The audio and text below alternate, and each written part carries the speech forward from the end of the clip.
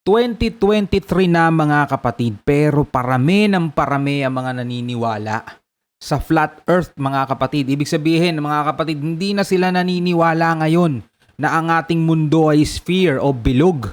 Diba? Ang tanong, bakit tumigil lang iba sa paniniwalang bilog ang mundo o sphere ang hugis ng mundo? No? Yan ang ating aalamin mga kapatid mula rito sa ating kaibigan kay Kwentong Pino PH. Yan, maraming salamat sa iyo ulit kapatid sa pag-message mo sa akin at papahintulot sa atin na mag-reaction video tayo sa iyong content. So wag na natin patagalin to mga tol, pero bago yan syempre, nga pala, hinihikayat ko kayo, baka hindi pa kayo nakapag-subscribe sa kanya mga kapatid, no? Bagong channel lang to, sana suportahan natin kung paano yung pagmamahal sana ninyo rito sa channel natin na reaction video.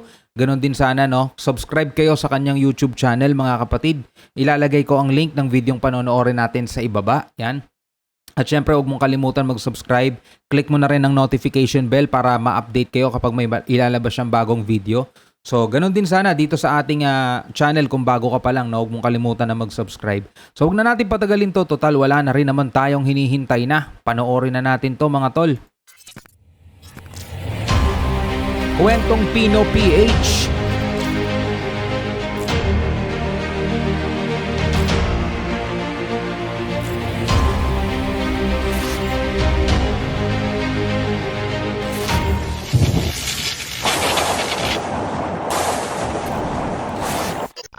Ang inyong mapapanood ay hango sa mga storya na kumalat sa internet. Hindi po pinatutunayan o pinasisinungalingan ng video na ito ang mga pangyayari. Nasa sa inyo po kung paniniwalaan niyo po o hindi ang mga ikukwento namin sa inyo. Alright. Pagpaunan na natin mga tolo, ako bilang individual, naniniwala pa rin ako sa hugis ng mundo natin ay bilog. Okay? Kasi mas marami siyang fact evidence at mas marami siyang madaling eksplanasyon kesa sa flat. Pero kung ikaw ay naniniwalang flat ang mundo, ginagalang ko yan. Kung ikaw ay naniniwalang bilog ang mundo o sphere, globo, ginagalang natin yan. No? Maggalangan lang tayo, magbigay lang tayo ng kanya-kanya nating opinion at saloobin. No? Tuloy na natin to.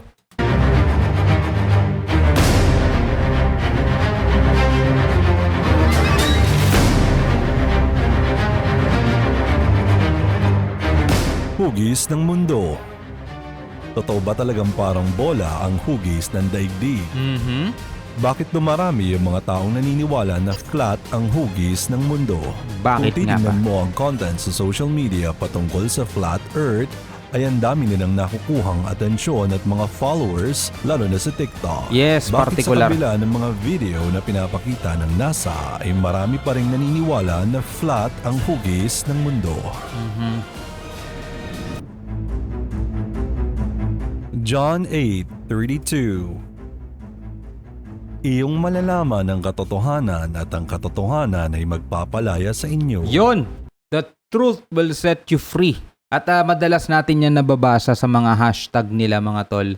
Partikular na sa TikTok, no? Doon mo makikita na talagang napakarami doon. Sa comment section, nagtatalo-talo sila doon about sa sinasabi nilang NASA lied to us, mga ganyan-ganyan, na flat daw ang mundo, hindi daw talaga siya sphere o globo.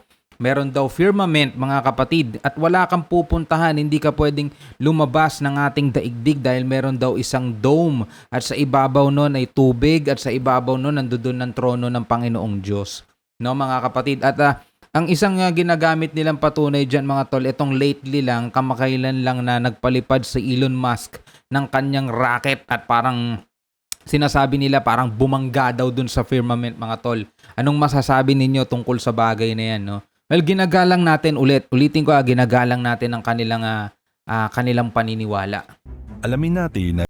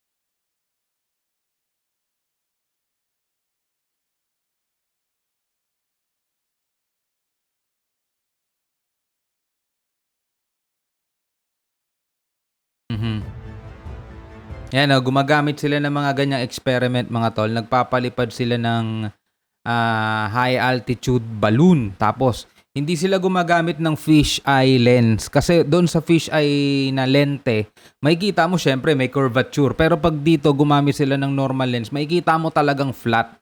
No? Flat. Bakit kaya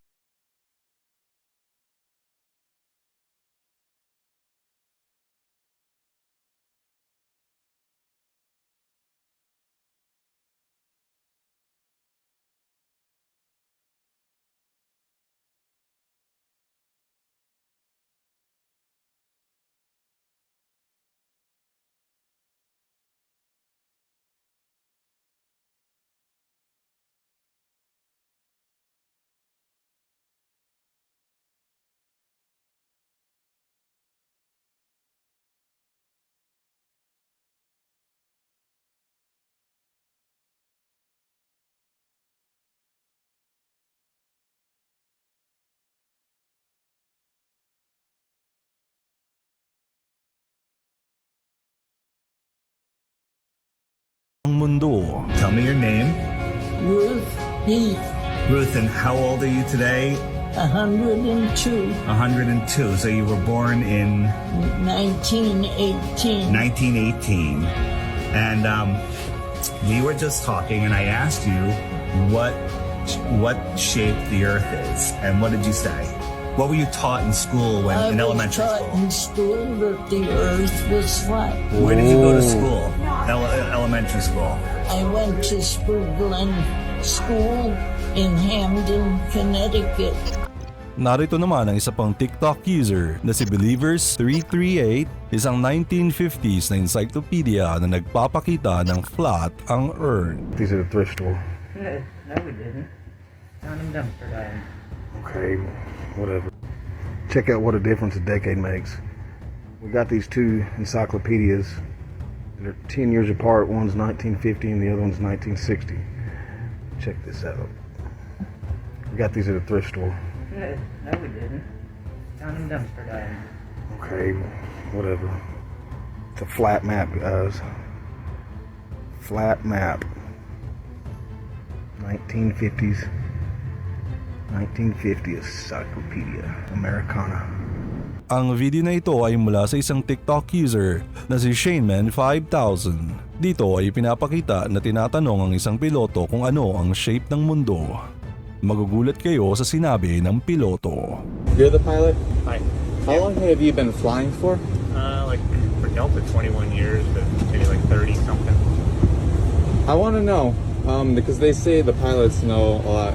Do you think the Earth is flat or no? I know it's flat. You know it's flat? How long have you been flying for, you said? Over 30 years.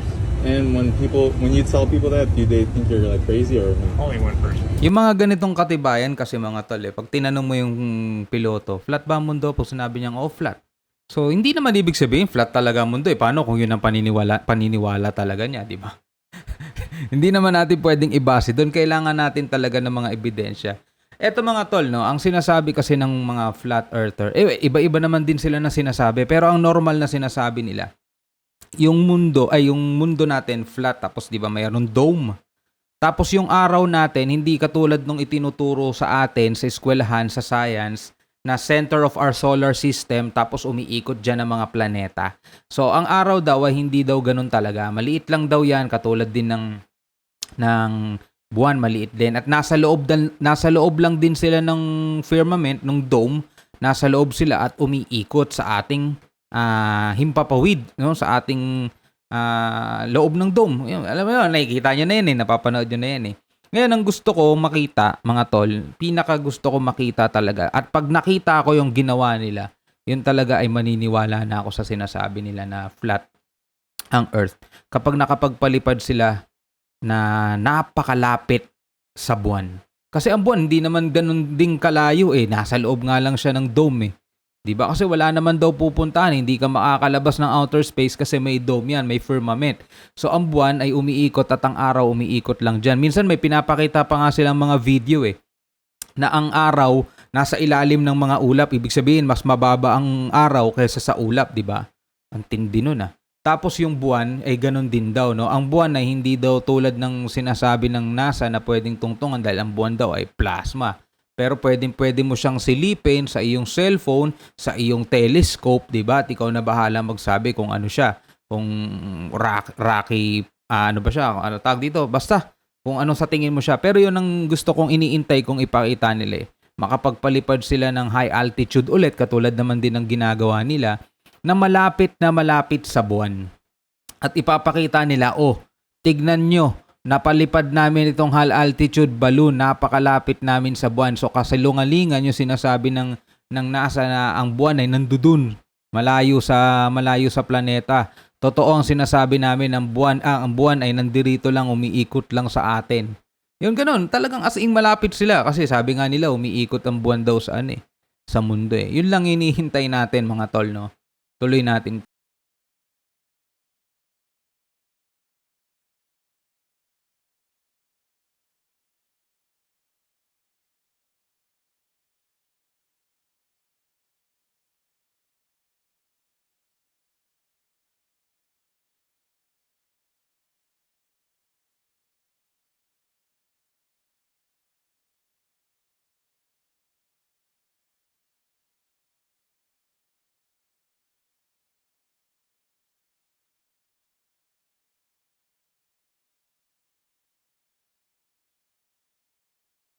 Yung ginagamit ng mga scientists na ang curvature o kurba ng Earth ay makikita kapag palayo na ang barko. Ito ay unti-unting nawawala dahil sa curvature na Yes. nangangahulugang bola o spherical ang mundo.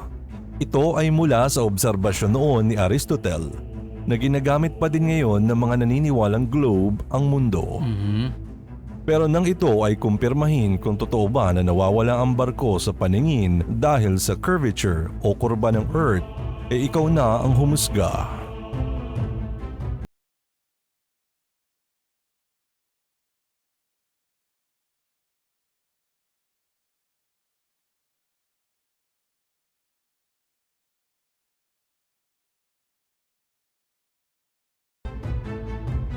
Gaano ba kaliit ang mundo sa tingin nila?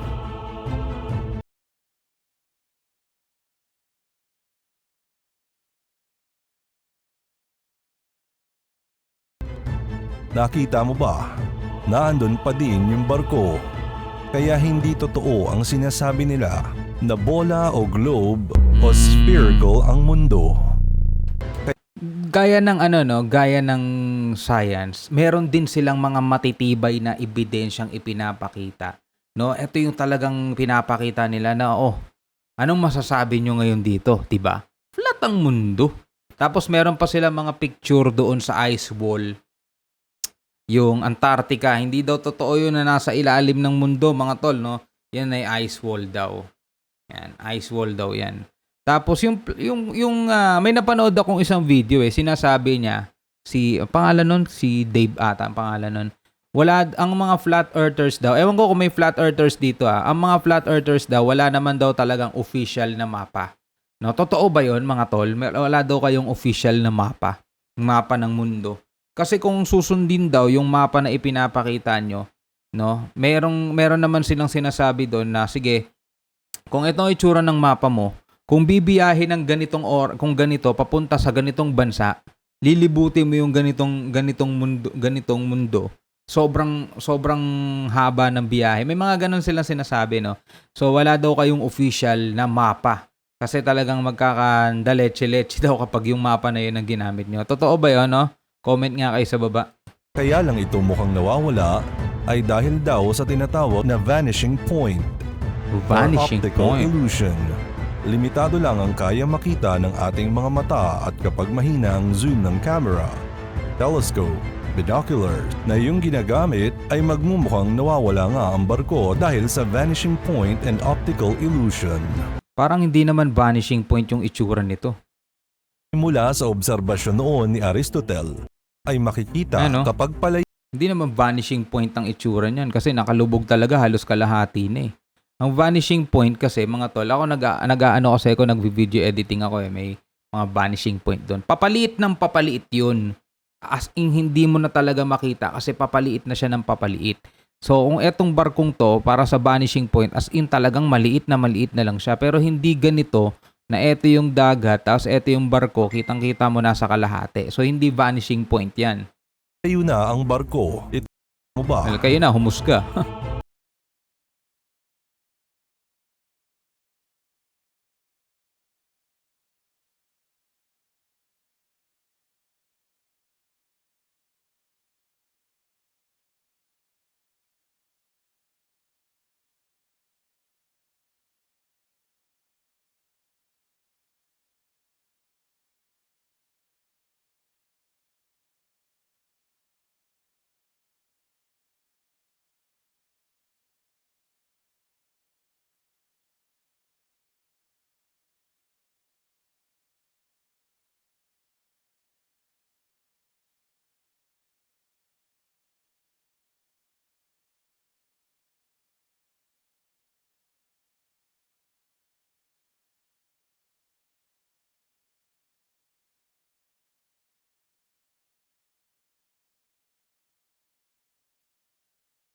Tinago ang Yan, ito. Kasi, ito sinasabi nung napanood natin na hindi daw, wala daw official mapa ang mga flat earthers. Ito yung mapa to ng mundo na nakabilog na iflinat lang na ganun mula sa ibabaw, no? Kaya etong part na to at saka etong part na to, nasa ilalim na yan ng mundo eh. Kaya kung bibiyahe ang paganyan, maikli na lang yan. Pero dito, nagmukhang malayo. So, paano biyahe nito? Pag ganito daw dapat yan. Diba? Pag ganyang biyahe yan. So, paano yan? Paano ngayon yan, no? Kasi, siyempre, pag bumiyahe kang ganyan, makikita mo agad yung ice wall, no? Lagi mo makikita yung ice wall na yan, mga tol. So, ito yung tinutukoy ng flat earthers na itsura daw talaga ng daigdig. Tapos, yung araw natin ay umiikot lang ganito. Dito yung buwan, dito yung araw, umiikot silang ganyan, di ba? Yan. Nagkakaroon nga lang sila ng problema kapag pinag-uusapan na yung time zone. 'Di ba? At saka bakit dito, kung paikot-ikot lang ang ang paikot-ikot ang araw dito, isang question ko rin sa kanila. Bakit sa ibang bansa merong 4 na season, sa Pilipinas 2 lang? At di ang Pilipinas ang Japan nandito. Araw siguro bumibiyahing ganyan. Yan, di natin alam. Sa Pilipinas sobrang init minsan. Sa Japan, sobrang lamig. Minsan, nagyayelo. Dito sa Pilipinas, hindi. No? So, ganyan. Amerika. Saan ba Amerika dito? Yan, dito. Meron silang 4 season. Sa Pilipinas, halos kapantay mo lang to. Dito. Ito, Pilipinas Yan, kapantay mo lang to Pero dito, meron silang 4 season. Sa atin, 2 season lang, no? Tag-init at tag-ulan. Sobrang init pa ngayon, mga tol, no? So, paano kaya ang explanation dyan, no? Well, tuloy natin to. Naniniwalang flat ang mundo. Marahil ay ayaw nilang palabasing tama na naman ang Biblia na sinasabing flat ang earth. Sinasabi din na itinatago sa sangkatauhan ang marami pang land beyond Antarctica. Yun! Na natuklasan ni Admiral Byrd. Admiral Byrd, you've been to both the North Pole and the South Pole.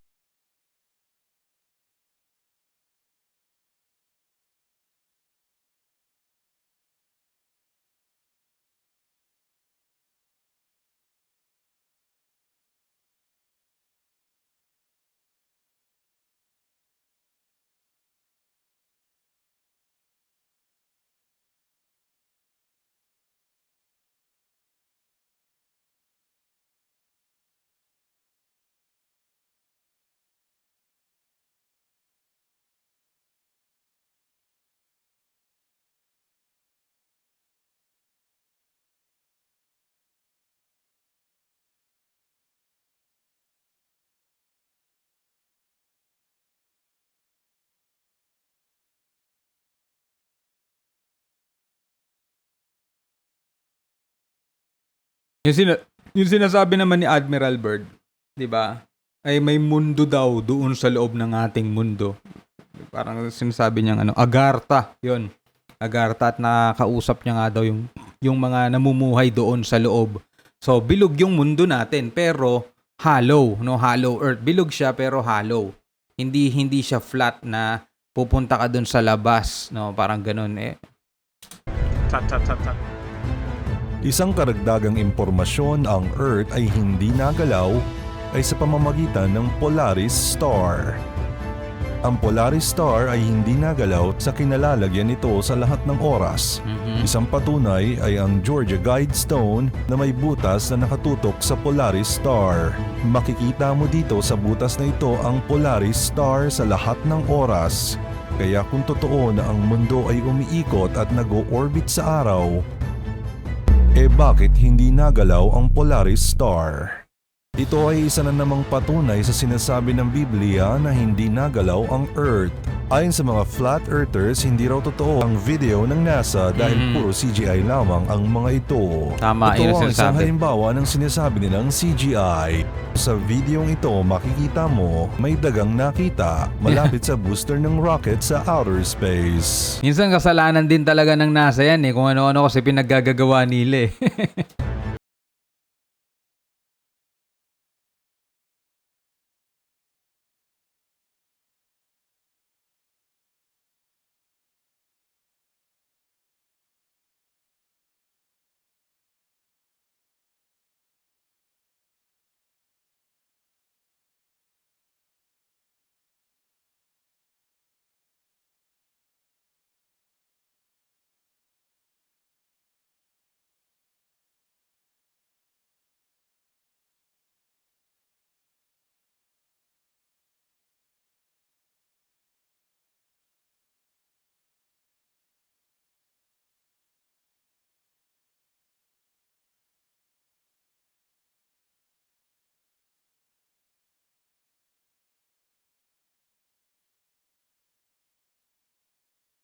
Ng mga astronaut na galing na daw sa buwan noon. Yan, isa pa yan. Mukha ba itong mga taong nakapunta sa buwan? Ito ang mukha ng mga taong nalulungkot o naiinis o nabigo. Ito ay ilan lang sa napakaraming video na maaaring naging dahilan kung bakit hindi na naniniwala ang tao sa sinasabi nila. Yes. Ano ang masasabi mo, Kapino? Maniniwala ka pa rin ba na bilog ang mundo?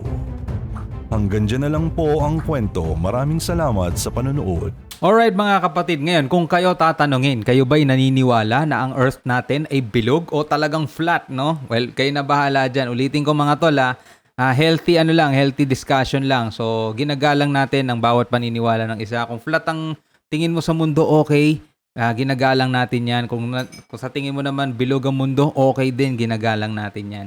Pero yun lang talaga yung hinihintay kong ipapakita ng mga flat earthers. At talagang maniwala tayong flat ng mundo kapag eto na. Kasi sabi nila ang buwan ay mababa lang, di ba? Hindi ganun katulad ng tinuturo ng science na nasa outer space, di ba? At wala pa daw taong nakakarating sa buwan, which parang totoo rin naman, di ba? Dahil nga dun sa video ng mga astronauts sa Apollo 11, di ba? Parang hindi sila masaya, di ba? Pero kapag nakapagpalipad silang high altitude balloon o rocket o kung ano man ang gamitin nila, na napakalapit mismo, halos katabi lang nila ang buwan. Good. Oo nga, ang lapit lang talaga ng buwan. Umiikot lang talaga ang buwan sa ibabaw ng flat na mundo. Yan ang ating iintayin. Alright mga kapatid, maraming salamat sa inyo. Hanggang sa muli, ako nga pala si Shobal D. Peace out!